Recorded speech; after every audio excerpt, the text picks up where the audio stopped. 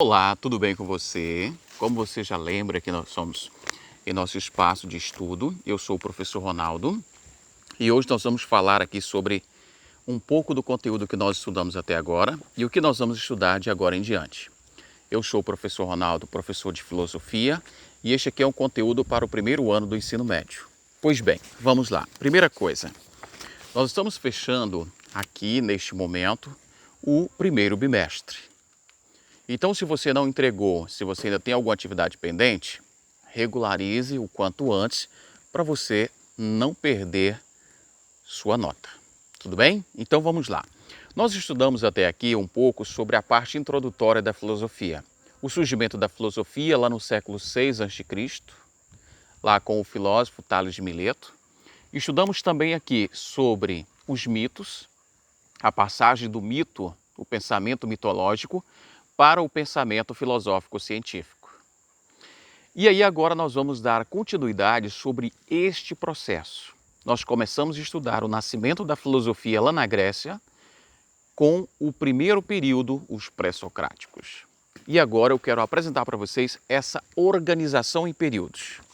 Você pode consultar aí no seu material, lá no nosso espaço, no Sovaco da Cobra, como é que está organizada essa história da filosofia.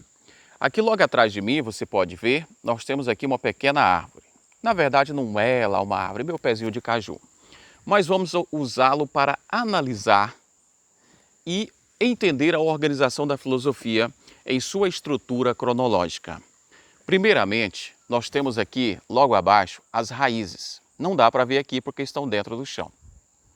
As raízes é a base estrutural, é o começo. Então essa base estrutural é a chamada filosofia antiga ou idade antiga. Depois nós temos o tronco, que vai daqui que começa no nível do solo até mais aqui em cima. Esse tronco marcado na filosofia é um período esguio e longo. Ele é comprido, mas pouco amplo em termos de abertura lateral, porque ele vai do século V até o século XV depois de Cristo. É chamado de Idade Média, certo? Depois da Idade Média, nós temos o período em que a filosofia ela já começa a se organizar em ramificações. Eu diria que esse período é onde surgem os galhos, como você pode ver em nossa pequena árvore, nosso pequeno arbusto aqui atrás. Olha só, aqui já estão surgindo os galhos aqui, ó. Tá vendo? Esse período nós chamamos de Idade Moderna, que vai do Renascimento no século XV até o século XVIII, com o Iluminismo.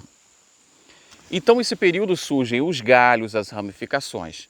No entanto, no século XVIII, nós tivemos o último período, que foi o século XIX, XX, que são só essas pontas dos galhos, são só as ramificações.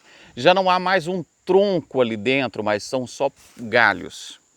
É a idade contemporânea, os dias atuais, que vai século XIX e século XX. Então veja só, então vamos voltar aqui para compreender. Então a filosofia ela é como essa árvore, ela é organizada em 4 períodos. Os períodos principais são eles Idade Antiga, Medieval, Antiga, Medieval, Moderna e Contemporânea. Esses 4 períodos, certo? É muito importante você compreender isso. Então, se você quer saber aonde está situado cronologicamente o filósofo, pronto, você só vai observar lá em que período ele está situado. Mas é muito grande ainda esses períodos, por exemplo, a Idade Média vai aqui, olha, só para você ter ideia, a Idade Média vai do século V ao século XV, são 10 séculos, 1000 anos. É muito tempo. Então, por isso que foi organizado também em subperíodos, ou períodos menores. Os subperíodos nós temos aqui, na filosofia antiga, na Idade Antiga, nós temos os pré-socráticos, que são os primeiros filósofos, lá na raiz, o fundamento, aquela base. Nós temos os socráticos, que são os sofistas, aonde naquele momento você tira o olhar da natureza e começa a olhar para o ser humano, o discurso né? E nós temos aqui o pós-socrático ou helenístico. Só relembrando aqui, o sofístico, o período da sofística ou socráticos, é onde está situado Platão, Aristóteles, Sócrates, os principais filósofos do mundo antigo. O pós-socrático ou helenístico é onde nós temos Zenão, Sêneca, Epicteto, Marco Aurélio, grandes filósofos também, tá bom? E a patrística 1. A patrística ela é dividida em duas patrísticas. Patrística 1, que está no período antigo, e a patrística 2, medieval. Então, na patrística 1, nós temos aqui Clemente de Alexandria, Orígenes, Gregório de Nissa e Santo Agostinho. Grande nome. E olha só, nesse momento a discussão aqui ela começa a sair da discussão da natureza, da discussão do comportamento do homem, da discussão discurso para entrar no âmbito da fé. E aí nós temos a patrística 2, que é a patrística da Idade Média, que começa no século V e vai até o século VIII. Olha só, vocês perceberam as raízes que é a Idade Antiga? Você tem várias ramificações, você tem 4. A Idade Média, que é o tronco esguio, só tem 2, patrística e escolástica. Patrística, somente os padres podiam estudar filosofia e ninguém mais. Escolástica, que começa no século VIII e vai até o 15º. Quem poderia estudar filosofia? Além dos padres, agora quem estuda nas escolas católicas também poderia. E quem não é padre não estuda nas escolas católicas? Não pode.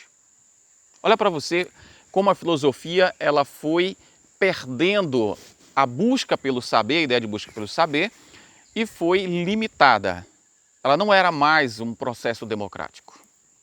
E aqui na patrística nós tivemos grandes nomes, o próprio Santo Agostinho, João Damasceno, Boécio, né? E na escolástica nós tivemos aqui o grande nome, por exemplo, Pedro Abelardo, o grande nome da lógica, Tomás de Aquino, o grande Tomás de Aquino. Os grandes nomes da Idade Média, na patrística, Agostinho, e na escolástica, Tomás de Aquino. Lembre desses nomes, eles são muito importantes, tá bom? E aqui na Idade Moderna. Enfim, chegamos à Idade Moderna. Nós temos aqui na Idade Moderna, ela começa com o Renascimento, lá no século XV. No Renascimento nós tivemos aqui grandes nomes, Giordano Bruno, Tommaso de Campanella, Maquiavel, grandes nomes. O Renascimento, ele volta, ele percebe que a igreja conduziu esse período todinho, esse tronco esguio aqui, ó, todinho a igreja conduziu, com a escolástica e a patrística. Então, no Renascimento, se volta às origens, lá às raízes, né?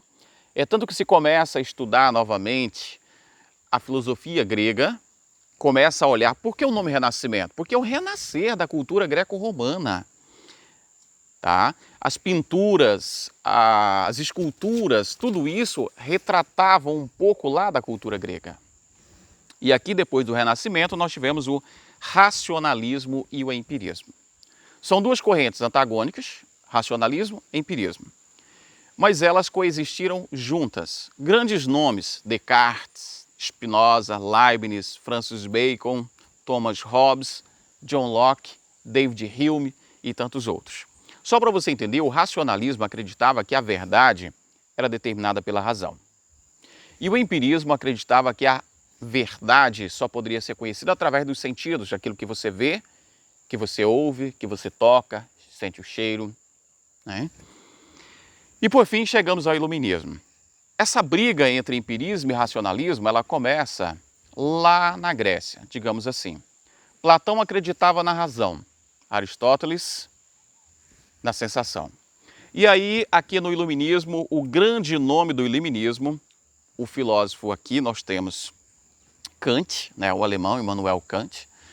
Ele vai dizer, gente, vamos parar com essa brincadeira, esse negócio, vocês brigando aí dizendo que é a razão, o outro brigando aqui dizendo que é a sensação. Vamos resolver essa parada e tudo é a razão que ilumina a verdade. E aí, com essa ideia de a razão que ilumina, Kant inaugura um novo modo de ver essa busca pela verdade, que foi denominada de iluminismo. Dentre outros nomes, qual podemos citar aqui, né? Montesquieu, Voltaire, Rousseau, o próprio Kant, John Locke e o Locke e vários outros, tá bom? E por fim, chegamos aqui à Idade Contemporânea. A Idade Contemporânea, século XIX e século XX. Século XIX, a primeira metade do século, tivemos inúmeros acontecimentos que você pode consultar no seu material de história. Mas aqui, grandes filósofos, qual eu quero citar para vocês, Schopenhauer, Hegel, Stuart Mill, o próprio Darwin, Peirce, Marx, Engels, Husserl, Freud, Saussure, Kierkegaard e Nietzsche. Grandes filósofos, são inúmeros, grandes contribuições, grandes repercussões, inúmeros, você pode consultar no seu material lá. E aqui por último, no século XX, este momento é o mais recente. Inúmeros filósofos. Aqui nós tivemos Popper, grandes contribuições, Coiré, o Chomsky, Merleau-Ponty, Heidegger, Jean-Paul Sartre. Vale a pena dar uma olhada. E tantos, Jacques Maritain, Ernest Cassirer, Gramsci, tá? E Horkheimer, Adorno, Habermas, Foucault. Gente, Foucault é de suma importância. Deleuze, Guattari, tá? E eu não vou citar todos porque são muitos. Pois bem, finalizando aqui a nossa aula, você já percebeu aqui a grande quantidade de filósofos em cada período e subperíodo.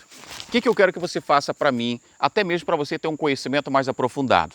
Vá em cada período e localize os subperíodos. São 11 subperíodos.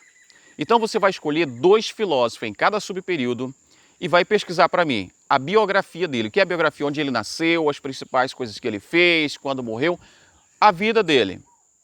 E você vai pesquisar também as principais obras.